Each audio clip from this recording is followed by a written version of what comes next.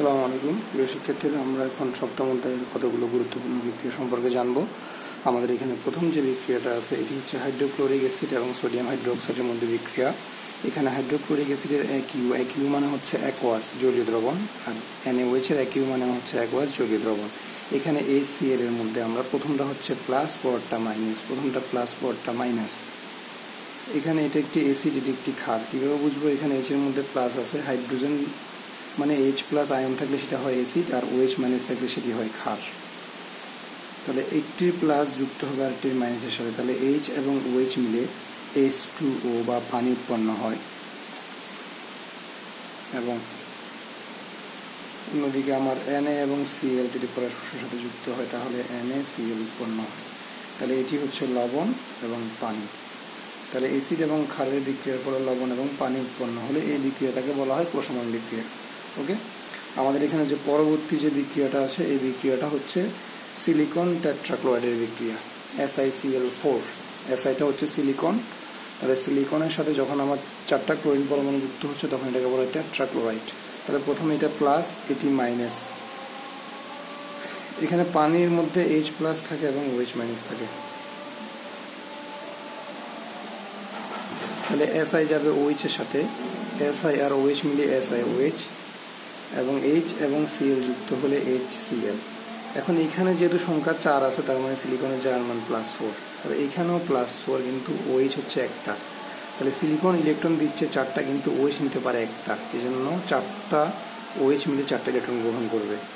এবার আমার এখানে H আছে 2টি, এখানে বিক্রিয়কে ক্লোরিন আছে 4টা, কিন্তু এখানে আছে একটা, এই জন্য এখানে একটা 4 দিব।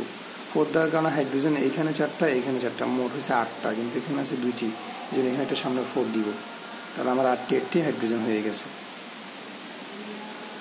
আমাদের পরের যে বিক্রিয়াটা, এই বিক্রিয়াটা হচ্ছে অ্যালুমিনিয়াম ট্রাইক্লোরাইড, এটি প্লাস, এটি মাইনাস। এটা একইভাবে পানি যে কথা, H প্লাস OH মাইনাস একই কথা। এখন এক যোজির ক্ষেত্রে ক্লোরিনের জার্মান মান -1 হয়, এই থেকে এখানে সংখ্যা 3 আছে, এই 3টা হবে এইটার জার্মান মান। ওকে, অথবা অ্যালুমিনিয়ামের শেষে 2 আর 3 ইলেকট্রনের সাথে 3টি ইলেকট্রন থাকে, এই জন্য যার জার্মান মান 3। তাহলে Al যাবে OH এর সাথে, Al আর OH মিলি AlOH, এবং আমার এখানে H এবং Cl মিলি HCl, H এবং Cl মিলে হচ্ছে HCl। তাহলে অ্যালুমিনিয়াম +3, কিন্তু এটা OH মাইনাস, তার মানে ও 3টি ইলেকট্রন ত্যাগ করছে, কিন্তু OH গ্রহণ করতে পারে একটি, এই জন্য 3টি OH পরমাণু মিলে 3টি গ্রহণ করবে। এবার আমার এখানে আমরা একটু দেখি, এখানে ক্লোরিন বিক্রিয়কে আছে 3টি, কিন্তু উৎপাদে আছে একটি। সমান করার জন্য আমরা এখানে একটা 3 দিলাম। 3 দেওয়ার কারণে এখানে হাইড্রোজেন এখানে 3টি, এখানে 3টি, 6টি, কিন্তু এখানে হাইড্রোজেন আছে 2টি। একটা 3 দিলে হাইড্রোজেন এখানেও 3টি, 6টি হয়ে গেল, সমতাকরণ করা হয়ে গেছে। পরের যে বিক্রিয়াটা সেটা হচ্ছে আয়রনের বিক্রিয়া, এটা প্লাস, এটা মাইনাস, একা থাকলে 0 জার্মান মান। তাহলে এখানে যেহেতু ক্লোরিন 2টা, তার মানে ওর জার্মান মান 2+। এবার আমার আয়রনের 2টা জার্মান মান, একটা হচ্ছে ফেরাস, একটি হচ্ছে ফেরিক। আয়রন 2+ হয় এবং আয়রন 3+ হয়। ছোট জার্মান মানটা যখন ইউজ হয়, মানে 2+ এবং 3+-এর মধ্যে ছোট জার্মান মান যখন ইউজ হবে আমরা উচ্চারণে বলবো আস। বড় জার্মান মানটা উচ্চারণে সেটাকে বলা হয় ইক, এর নাম হচ্ছে ফেরাস ক্লোরাইড। তাহলে FeCl2 এবং Cl2 মিলিয়ে FeCl3 হয়, এটা প্লাস, এটা মাইনাস। এখানে যেহেতু 3 আছে সংখ্যা, তাহলে এখানে হবে 3+।